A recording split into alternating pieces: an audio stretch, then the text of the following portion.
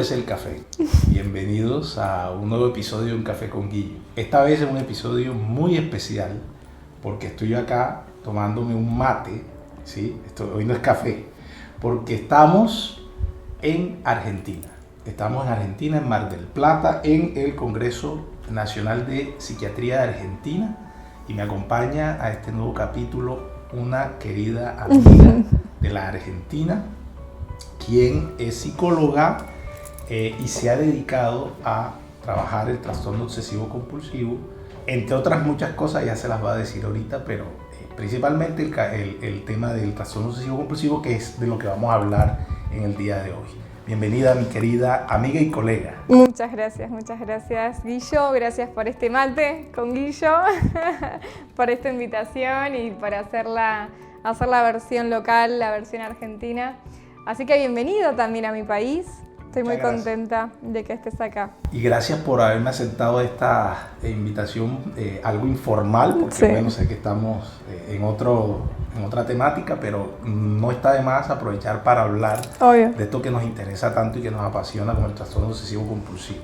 Cada vez que tengamos un minuto libre va a ser para hablar de TOC. Hay que hacer. Entonces, el trastorno obsesivo compulsivo, vamos a hacer una pequeña introducción. El trastorno obsesivo compulsivo es un trastorno muy común, y esto es importante que todos los que nos están escuchando lo sepan, porque es un trastorno extremadamente común que anteriormente se creía que era infrecuente. Hoy sabemos que de 2 al 3% de la población, incluso hay series que hablan del 4%, tienen trastorno obsesivo compulsivo, y es un trastorno que genera mucho sufrimiento, entre otras cosas porque tiene tendencia a la cronicidad, a mantenerse en el tiempo, y sufren las personas, sufren el entorno y sufre la familia. Entonces existe un desconocimiento en cuanto a no solo lo que es el trastorno, sino el tratamiento. Queremos hoy hacerle entender a las personas que existe tratamiento y que las personas pueden liberarse de ese sufrimiento, y que el tratamiento puede ser farmacológico o puede ser psicoterapéutico. Entonces vamos a comenzar hablando un poco de qué es el trastorno obsesivo compulsivo, en tus palabras, ¿no? En mis palabras. Bueno, yo por empezar, está buenísimo esta conversación que estamos teniendo, ¿no? Vos como psiquiatra y yo como licenciada en psicología, porque vamos a tener como miradas distintas. Yo trabajo desde el marco de las terapias contextuales, que eso puede ser desde la terapia de aceptación y compromiso, por ejemplo, y es importante trabajar justamente con el padecimiento, con el dolor, y muchas veces las personas que tienen TOC lo que intentan constantemente es dejar de sufrir, dejar de pasarla mal, y eso está muy bien, pero sabemos que es lo que lleva a la cronicidad. Entonces, darle un espacio al dolor, darle un espacio al sufrimiento, en pos de trabajar con la exposición y la prevención de respuesta, ¿no? Eso va a ser como muy importante para que el trastorno, que como recién me preguntaste, ¿qué es el TOC?, ¿no? Porque estamos dando como el ingrediente principal, pero ¿de qué estamos hablando? Del trastorno obsesivo compulsivo. ¿Qué son? Pueden ser imágenes intrusivas, pensamientos intrusivos, melodías intrusivas, pueden ser sensaciones. Ayer en la charla de APSA hablamos del TOC sensorio-motor, ¿no? De las sensaciones físicas como un parpadeo, que también puede sentirse como intrusivo, y que las compulsiones son todas las acciones que las personas hacen para desentenderse del dolor, para bajar el dolor, para disminuir el malestar, que pueden ser chequeos, revisiones, estar controlando la simetría de las cosas. ¿Qué más pueden ser como compulsiones, ¿no? Como contar, hacer un escaneo corporal, como revisar puertas, cerraduras, lavarse las manos, ¿no? Bueno, como que hay algunas que son como mucho más comunes, como las que están dentro del TOC de contaminación, por ejemplo. Y sí. Este tipo de trastorno que tiene obsesiones y compulsiones tiene unos contenidos específicos, ¿verdad? O sea, la persona tiene los pensamientos intrusivos con cierta temática.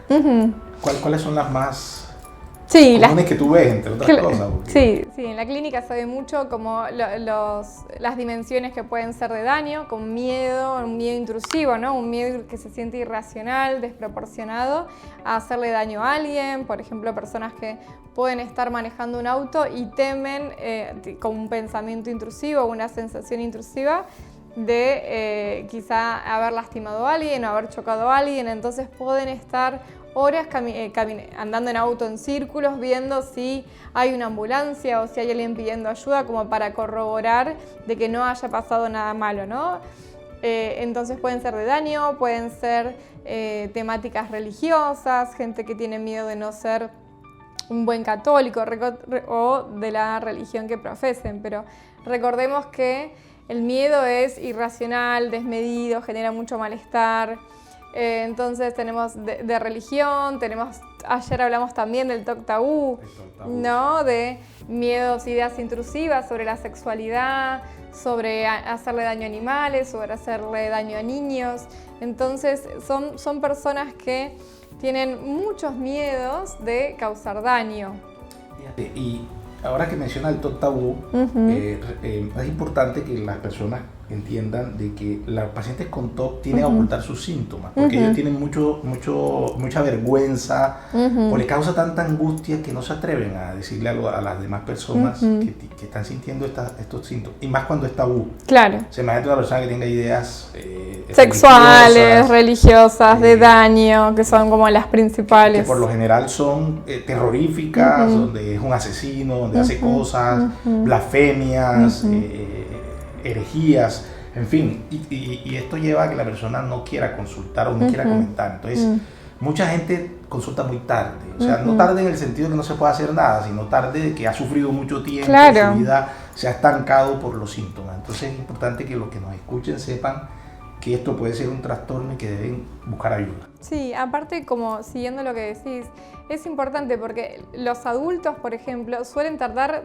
alrededor de 10 años en conseguir, en poder animarse a pedir ayuda, y en niños la demora en el diagnóstico es alrededor de 3 años. Entonces, que podamos visibilizar esto en las redes, que podamos hablar, quizás hace que a alguien le cueste menos acercarse, y también que entienda que existe el TOC tabú, ¿no? Por ejemplo, de que ideas intrusivas sobre la sexualidad, sobre la identidad de género, sobre la orientación sexual, sobre ideas existencialistas, ideas sobre la religión, ideas de contaminación, ¿no? Que son como las más conocidas, pero que todas esas ideas intrusivas en general van en contra de nuestros valores. Es importante decir que es egodistónico. Claro. Entonces, lo que genera malestar en las personas que atraviesan el trastorno obsesivo compulsivo es el sentimiento de que esto que es intrusivo daña su personalidad, daña sus valores, daña su cultura, daña como lo que él pensaba o ella pensaba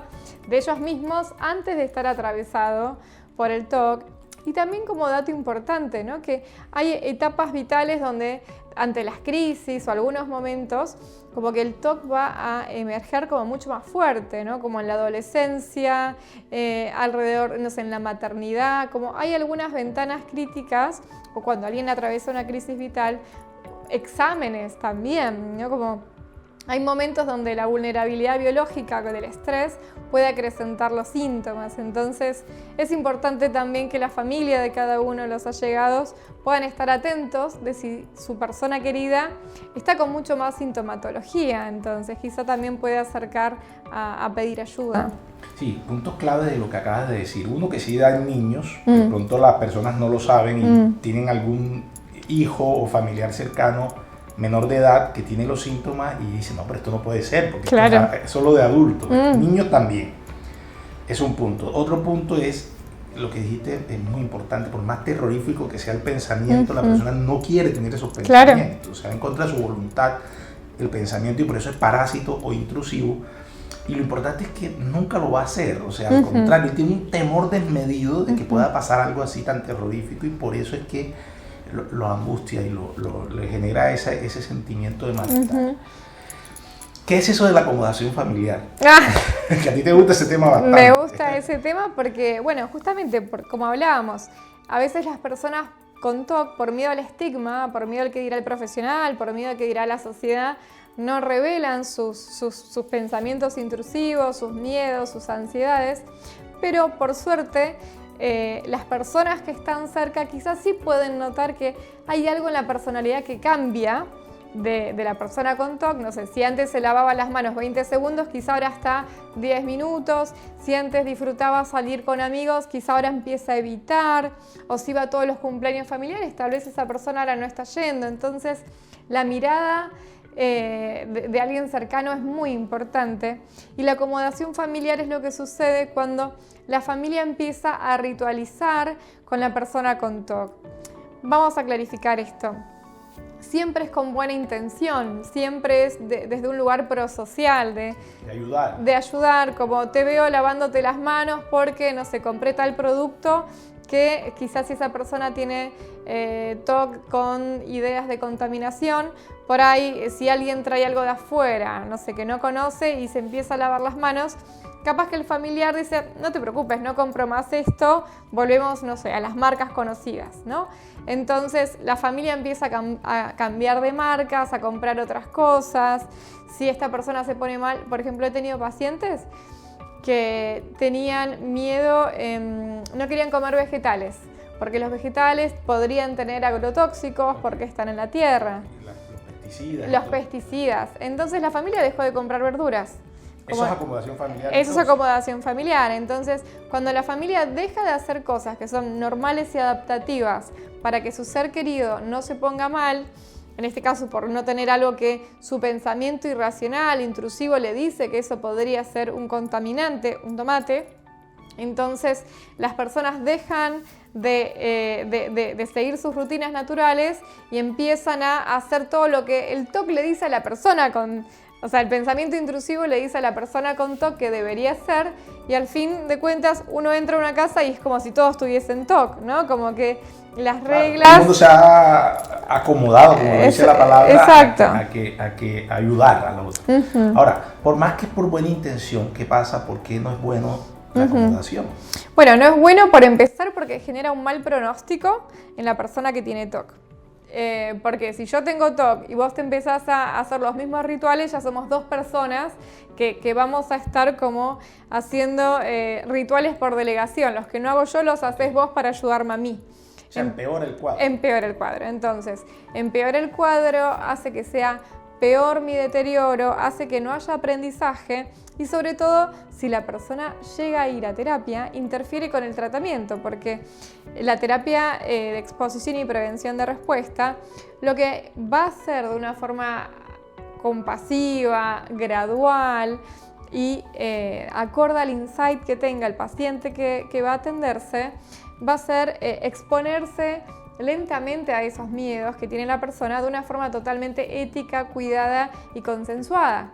Entonces, si hay algo que hacemos mucho en las terapias cognitivas conductuales, que es dar tareas a los pacientes. Entonces, si yo le doy una tarea a un paciente, un ejercicio de exposición para la casa, y no lo hace porque está compulsionando, porque no se anima o porque la familia le dice, bueno, no hay problema, yo puedo seguir acomodándome o puedo seguir sin comprar estas cosas o podemos no ir más a parques para que vos no te sientas mal. Si dejan de lado la parte activa del tratamiento, que es exposición a nuestros miedos, eso va a quitar la posibilidad de que haya aprendizaje, de que no te va a hacer daño comer un tomate y que tampoco es posible que cada vez que salgas sucedan todos tus miedos, ¿no? Como todas tus pesadillas se hagan realidad, ¿no? Como todos los pensamientos intrusivos, de hecho son irracionales. Entiendo que el ritual del mate compartamos, ¿no? Ok, sí, voy a hacerlo completo para Colombia. Claro. Bien. Bueno, entonces, hablemos un poco de la parte del tratamiento, ¿no? Es el tratamiento, ya sabemos que se va a dividir en dos grandes grupos, que es el farmacológico, que lo hace un psiquiatra experto en el tema. Son medicamentos es importante que sea un psiquiatra especialista, claro, porque no todo el mundo sabe. No todo el mundo sabe exactamente hacerlo. Lo mismo con un psicólogo especialista también. todos los psicólogos tienen una formación, todos los psicólogos tienen, incluso formados en terapia cognitivo-conductual, pero no todos se le miden directamente a trabajar una terapia específica para el trastorno obsesivo-compulsivo, pero nos la vas a contar mejor. Entonces, en ese orden de idea, lo que decíamos, psiquiatría hace un tratamiento farmacológico que casi siempre es con un inhibidor selectivo de recaptación de serotonina, que son medicamentos muy bien tolerados, que eso en consulta se le explica al paciente. Y psicología de la mano, porque trabajamos en equipo, ¿no? De la mano hace entonces la parte psicoterapéutica. Entonces, vamos a hablar de esas dos cosas, que yo entiendo que tú haces las dos, ¿no? Sí, no la medicación. No, claro, pero claro, sí. En el tema de la psicoterapia haces exposición, comprensión de respuesta y aceptación y compromiso. ¿Es así? Sí. Entonces, explícanos un poco a qué se refieren esas dos ramas. Bien, así brevemente, la terapia de exposición y prevención de respuesta es lo que decíamos recién de, por ejemplo, se arma una jerarquía con los miedos que tienen, más que los miedos, yo diría con las dificultades que tiene la persona. Por ejemplo, si alguien no puede salir de la casa por los pensamientos intrusivos del TOC, entonces podríamos hacer una lista de, no sé, como cuáles son las dificultades, ¿no? Por ejemplo, tengo el pensamiento de que si piso una baldosa va a pasar tal cosa. Bueno, eso lo anotamos en una lista. Tengo otro pensamiento de que si no golpeo 2 veces, no sé, alguna textura rugosa, alguien va a sufrir daño, no sé. Como vamos a anotar, o si no le digo a mi mamá 2 veces que la quiero, algo puede pasar, ¿no? Habría que ver como cuáles son los rituales de cada persona, las compulsiones de cada persona y principalmente las dificultades que está teniendo en la funcionalidad de su vida. Entonces haríamos una lista, una jerarquía luego de menor a mayor, de qué cosas podría estar dispuesta a empezar a intentar. Por ejemplo, alguien que no está yendo a trabajar, sería importante poner prioridad a hacer exposición en algo que lo acercaría a volver a trabajar, a volver a tener funcionalidad, por ejemplo, por la economía, por motivos que, bueno, económicos. Entonces, en ese caso también podríamos poner como en esa jerarquía como cuáles serían las cosas a trabajar que lo ayudarían desde el tratamiento de exposición y prevención de respuesta a volver a reinsertarse socialmente y laboralmente. Eso se va haciendo caso por caso, con cada persona, de acuerdo a sus necesidades y a sus tiempos. Y luego, a partir de ahí, vamos diseñando esas tareas, como decimos a veces, para que se puedan ir exponiendo de forma gradual y que vaya generando ese aprendizaje de que puede superar esos miedos y que puede... hay algo que se llama ruptura de expectativas, ¿no? Como que puede poner a prueba eso que el TOC le dice, ¿no? Como si tu pensamiento intrusivo te dice que si no decís 2 veces tal palabra, algo malo va a pasar. Bueno, quizá animarte a no hacer ese ritual, a exponerte a no decir eso 2 veces y quizá vas a aprender, gracias a no hacer las compulsiones, de que las cosas malas no suelen ocurrir, digamos, no las que tu pensamiento intrusivo te dice, seguramente. Entonces, y la terapia de aceptación y compromiso, brevemente es darle un ingrediente que para mí es importante, porque es darle la motivación, porque si yo te digo volver al trabajo es importante por lo económico, pero también te puedo decir que es valioso para mí volver a trabajar porque con eso puedo pagarle los estudios a mis hijos, o con eso puedo pagar el alquiler de mi casa, entonces, o con eso puedo ser un mejor padre, un mejor hermano o un mejor profesional. Entonces, es darle un poco de corazón a la terapia de exposiciones. ¿Por qué sería importante para vos recuperar tu vida? ¿No? Porque quizá lavarme las manos me aleja de poder disfrutar, de poder abrazar a alguien, de poder trabajar. Entonces, suelo trabajar de las dos maneras porque una potencia a la otra, pero siempre en todos los casos la exposición y prevención de respuesta va a ser lo principal. Sí, o sea, en resumen, en resumen las dos se pueden hacer por separados y creo que ambas tienen evidencia. Claro, es un tratamiento junto. ¿Tú lo haces de esa manera? O sea, sí, yo lo fusiono, claro. Hay algo, no voy a, podemos hacer un segundo encuentro, pero hay algo que se llama, por ejemplo, desesperanza creativa, que tiene un nombre curioso, ¿no? Pero que se hace al inicio, cuando en una primera consulta podría ser de que desde ese lugar uno puede ver todo lo que el TOC te hizo perder, ¿no? Entonces es, por hacer compulsiones, dejé de ver a mis amigos, dejé la escuela, dejé el trabajo, dejé de abrazar a mi mamá, dejé de visitar a mis sobrinos, ¿no?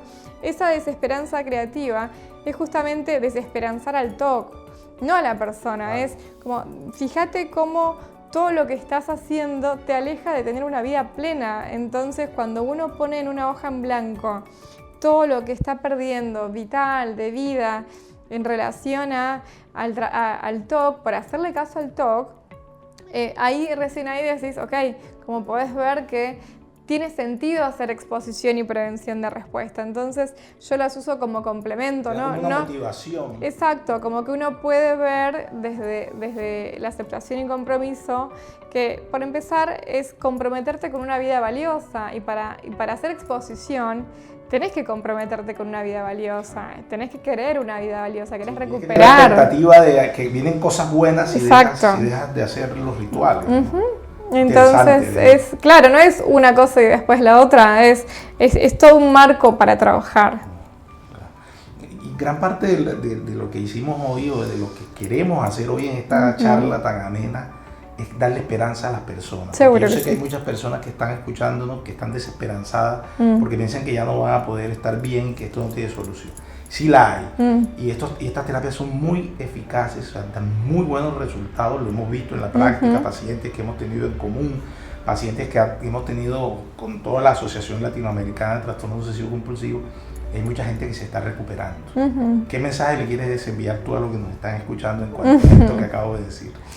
Me estás escuchando y viendo, ¿no? Sí, para ir finalizando a poquito, me parece que es importante que se queden con un mensaje de esperanza, porque también en esto como del mito, ¿no? Como que los conductistas uno piensa de que es, bueno, tenés que hacer esto y si no lo querés hacer, bueno, chao, andate. Como si no te sale una vez, no sirve, ¿no? Y justamente hay terapias donde uno lo puede hacer de forma gradual, a medida, como siempre se va a consensuar el tratamiento. Y la terapia de exposición y prevención de respuesta es la terapia gold estándar, o sea, es la que funciona y la que venimos investigando y estudiando hace, no sé, por lo menos los últimos 30 años o más también. Más, sí. Sí, ¿no? Como, sí.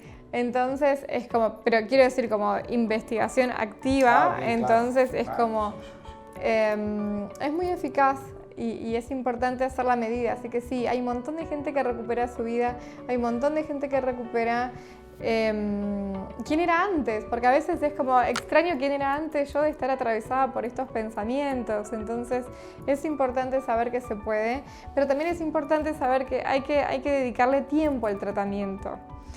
Sí, no es una cura mágica ni una solución mágica. La gente a veces tiene la expectativa y llega a la consulta como que tú le vas a dar un recetario donde va a saber cómo vivir la vida y ya de ahí en adelante todo va a cambiar, ¿no? Claro, no. Necesita esfuerzo, es como que el que va al gimnasio constancia, a entrenarse, claro. Es como, hacer las tareas. A mí me gusta usar esta metáfora, ¿no? Como ya que decís el gimnasio, ¿no? Como la gente piensa que quizá tomando proteína, ¿no? Como si tomo proteína, pero no voy al gimnasio, voy a estar grande. No, en realidad la proteína tiene que ser acompañada con el entrenamiento para sacar músculo, para alimentar el músculo. Si vos vas al gimnasio todos los días, pero no te alimentas bien, tampoco funciona. Entonces tiene que ser un tratamiento combinado, pero combinado también en el sentido de que hay que cambiar calidad de vida, alimentación, actividad física, ¿no? Es un trabajo muy consciente que se puede y que más allá de las personas con TOC, creo que todos deberíamos cambiar nuestra calidad de vida, ¿no? De ser más conscientes de nuestra alimentación, de hacer deporte, de dormir bien. No estresarse todo el tiempo, bueno, que es complicado. La vulnerabilidad biológica también es importante para los pacientes con TOC, entonces no es imposible, no es difícil, mucha gente sale adelante y lo único es importante de saber que hay un tratamiento, que es la exposición y prevención de respuesta.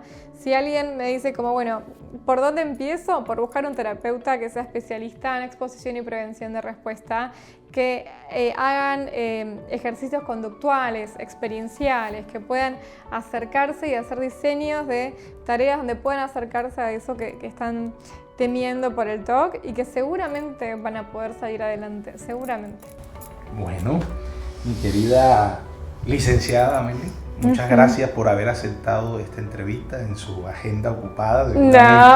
Sobre todo porque estamos en congreso. Estamos en congreso. Eso pues sacó un espacio para la entrevista.